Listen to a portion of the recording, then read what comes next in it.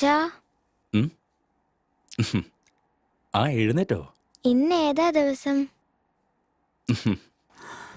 ഞായറാഴ്ച ആവാൻ ഇനിയും 2 ദിവസം ബാക്കിയുണ്ട്. ഓക്കെ, ശരി ശരി, കം.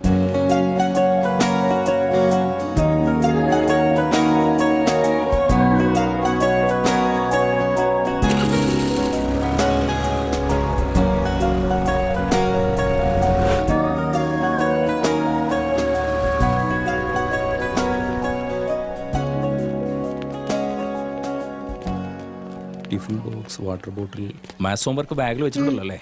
ടാബ്ലറ്റ്സ് ഉണ്ട്. എത്ര എണ്ണം കഴിക്കണം? ലഞ്ച് കഴിച്ചതിന് ശേഷം സ്മോൾ ടാബ്ലറ്റ് ഒരെണ്ണം, ബിഗ് ടാബ്ലറ്റ് ഒരെണ്ണം. Very good. ബോട്ടിലെ വെള്ളം തീർന്ന ചിത്രയുടെ ബോട്ടിൽ നിന്ന് കുടിച്ചോ. വേറൊന്നും കുടിക്കാൻ പാടില്ല. ആ, ഞാനൊരു 4 o'clock ആകുമ്പോൾ നിന്നെ വന്ന് പിക്ക് ചെയ്തോളാം. ഓക്കെ, എന്നാ പോട്ടെ. ഇന്നും ഹോസ്പിറ്റലിലേക്ക് തന്നെയാണോ? ഡോക്ടർ ആൻഡ് ഇഞ്ചക്ഷൻ ചെയ്യോ അച്ഛാ?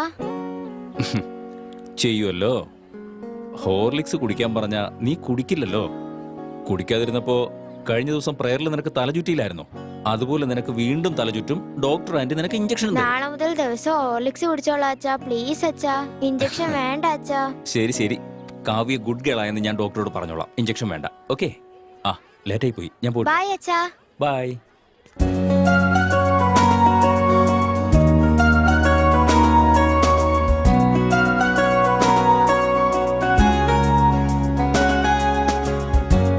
അച്ഛൻ സ്വാതി അങ്ങനെ എന്നെ വിളിച്ചിട്ട് 9 വർഷമായെന്ന് തോന്നുന്നു.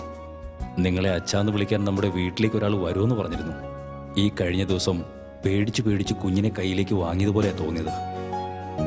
അതിനിടയ്ക്ക് 8 വർഷമായോ?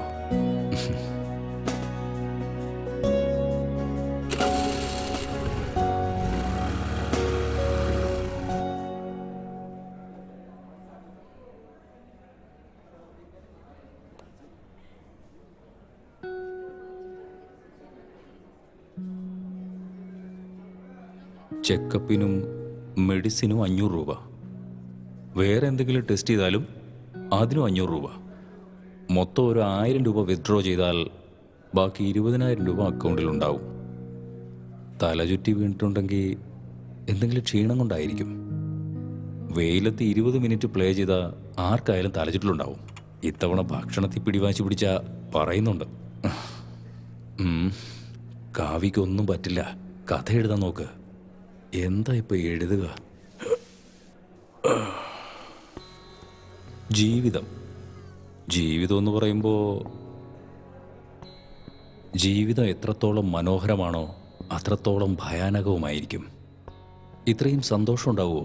ഡോക്ടറെ കണ്ടിട്ട് വരുമ്പോൾ ലേറ്റാവുമോ? കാവ്യയ്ക്ക് വേണ്ടി കഴിക്കാൻ എന്തെങ്കിലും വാങ്ങിക്കൊണ്ട് പോകണം. ആപ്പിൾ ആപ്പിൾ വാങ്ങിക്കൊണ്ട് പോവാം. കോൺസെൻട്രേറ്റ്. ജീവിതം എന്ന് പറയുമ്പോൾ ജീവിതത്തെപ്പറ്റി എഴുതാൻ മാത്രം അനുഭവം എനിക്കുണ്ടോ? ഇല്ലെന്നുണ്ടെങ്കിലും എനിക്കറിയാവുന്നതുപോലെ എഴുതാമല്ലോ. പക്ഷെ എനിക്കറിയാവുന്നത് മറ്റുള്ളവർക്ക് മനസ്സിലാവുമോ? പഠിക്കാൻ പോകുന്നത് അവരാണ്. അവർക്ക് മനസ്സിലാകുന്നത് പോലെ എഴുതണം. അങ്ങനെയാണെങ്കിൽ അവരുടെ കഥ തന്നെ എഴുതേണ്ടി വരും. പക്ഷേ ആരുടെ കഥയപ്പോൾ എഴുതുക? ഒരു തവണ ഒന്ന് ചുറ്റും നോക്കിയേ. Even the most beautiful fantasies are born not of real life experiences. എത്ര വലിയ ഭാവനയാണെങ്കിലും യാഥാർത്ഥ്യത്തിൽ നിന്നല്ലേ തുടങ്ങേണ്ടത്. ഈ സമൂഹത്തിൽ ഓരോരുത്തർക്കും ഓരോ കഥയാണുള്ളത്. ഓരോ കഥകൾക്കും ഓരോ വഴിത്തിരിവുകൾ. ആ വഴിത്തിരിവുകളിൽ തന്നെ എത്രയോ അനുഭവങ്ങളുണ്ടാകും.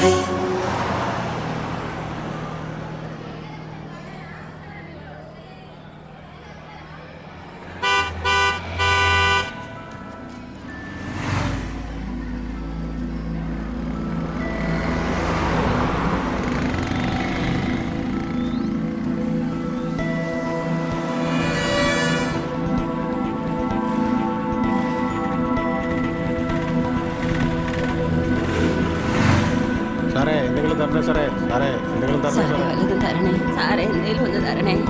എന്തെങ്കിലും തരണേ.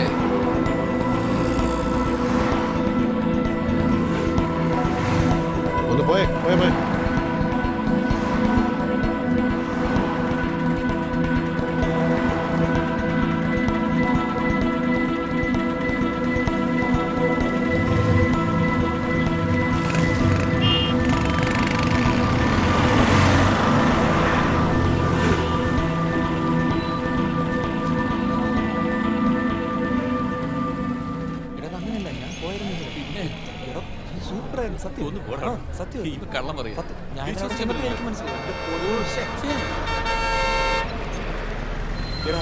അവിടെ ചെന്ന് കണ്ടാൽ അത് മനസ്സിലാവത്തുള്ളൂ. നമ്മൾ ഇന്ന ഒരു കാര്യം മനസ്സിലാവത്തില്ല. നിങ്ങൾ വാ, നമുക്ക് പോവാന്ന്. അവിടെ നീ വരുന്നു. ഇവൻ എന്തെങ്കിലും ഇല്ലായിരിക്കും.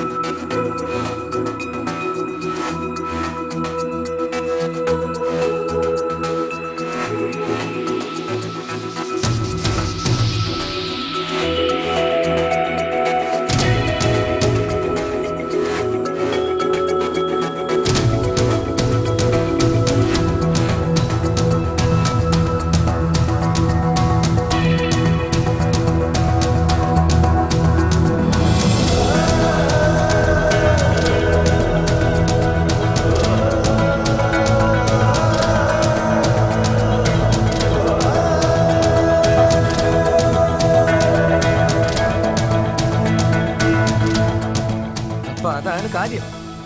എടാ നിനക്ക് വേറെ ആരെയും കിട്ടിയില്ലേ? ആ പെണ്ണിന് പൊളിറ്റിക്കൽ ബാക്ക്ഗ്രൗണ്ടാ ഉള്ളത്. പ്രശ്നമാവും കേട്ടോ. പ്രശ്നമായ ഇഷ്ടപ്പെട്ട പെണ്ണിനെ വിടാൻ പറ്റും എന്ന് വെച്ച് ജീവൻ കളയാൻ പറ്റുമോ? നീ അങ്ങോട്ട് നോക്കിക്കേ, അവളുടെ ബോഡി ഗാർഡിനെ കണ്ടോ? ശരിയാ, നീ പറഞ്ഞ പോലെ രേണു എന്നെ നോക്കാതെ ക്ലാസ്സിലേക്ക് പോയി കഴിഞ്ഞാൽ ഇത് അങ്ങനെ തന്നെ വിട്ടേക്കാം. ചിലപ്പോ നോക്കിയാലോ.